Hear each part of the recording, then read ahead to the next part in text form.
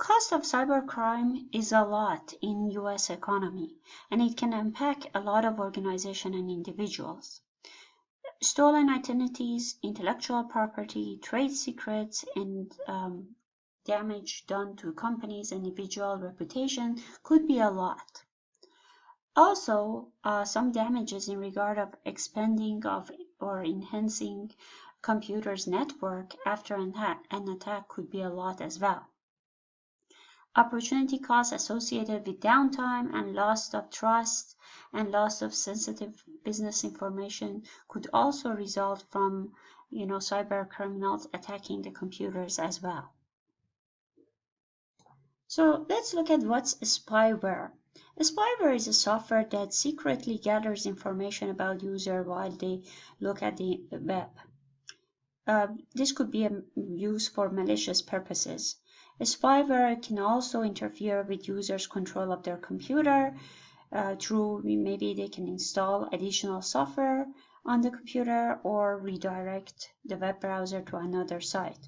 Some spyware changes also computer settings, and as a result, the users can see slower internet connections. Sometimes the user can see that their homepage has changed, and maybe some of their programs doesn't work. To protect the user against this spyware, a user can actually install antivirus software, and that they can check for spyware. Also, there is something that a user can install anti-spyware software. There is a company that provides anti-spyware software such as Spyware Doctor, Stopzilla, and SpySweeter. Adware is also a type of spyware. Adware collects information about users to determine which advertisement to display to the user web browser. User can actually prevent the ad blocking by actually installing the adding blocker software on their computer to protect them against that adware. So what's phishing? Phishing is sending fraudulent email that seem to come from legitimate sources. So you think it's actually the correct source that is sending you this email. So sometimes it could come as like you think that's a university that's sending you an email, but it actually redirects you to another website. I got one time from PayPal account, and once I click on it, it took me to another URL address, so I knew that's not coming from PayPal.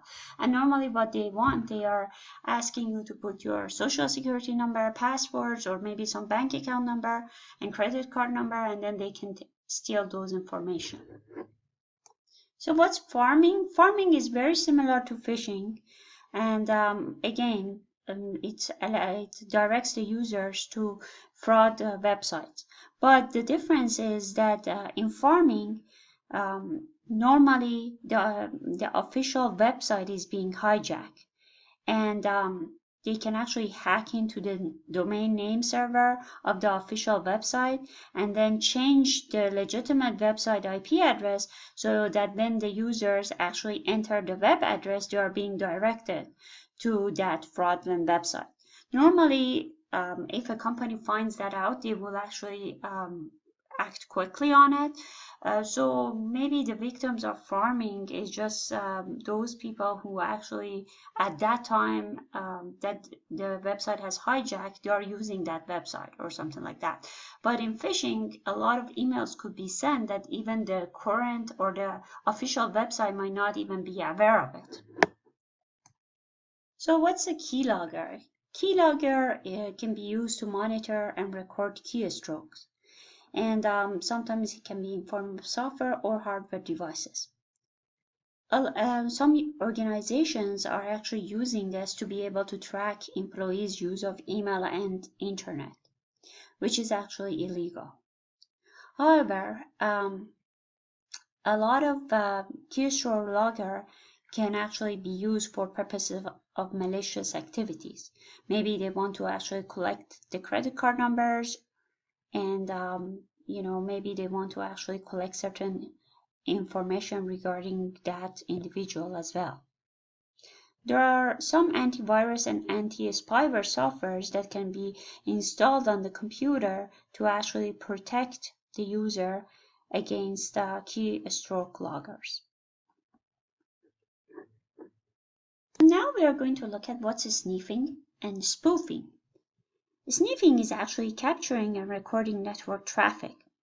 It can also be done for legitimate reasons, such as monitoring the network performance, but also hackers can actually use it to intercept information. Spoofing is an attempt to gain access to the network by posing as an authorized user in order to find some credit card information or password.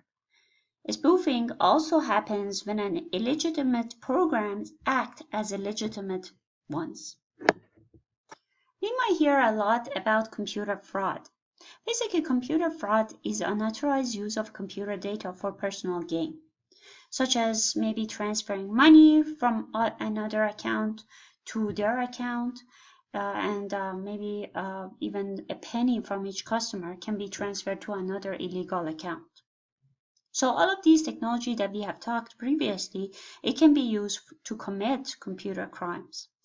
Also, we see a lot of computer crimes happen on social networking, such as Facebook, MySpace, and LinkedIn. In addition to what we talked about phishing, farming, spoofing, there are a lot more computer crimes.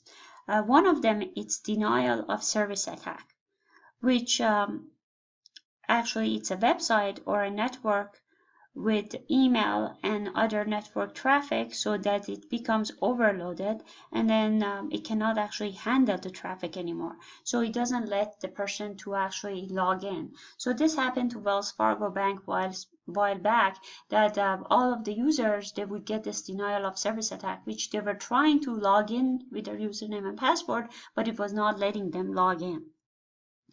There is another one that's called identity theft and software piracy. This is like it can happen, such as stealing the social security card numbers and use it for unauthorized use as well. And basically software piracy, you can steal intellectual property that belongs to a company and distribute it for your own benefit. Distributing child pornography is another computer crime. Email spamming is another one. Writing or spreading malicious code and sending viruses or Trojan horses is another one. Stealing file from industrial espionage is another one. And also changing computers record illegally is another computer crime. Also, viruses is another one as well that can actually attack computers, and maybe they can actually even sometimes damage or change something on the computer files, or maybe even, and then that person can actually use it to gain benefits from it. Also, maybe some hackers, they want to just hack into the computer for their own, for just fun. We have a lot of hackers that they just want to show that they can actually get into the system, and they just want to be known that they have done that. So it might not even be financial gain as well.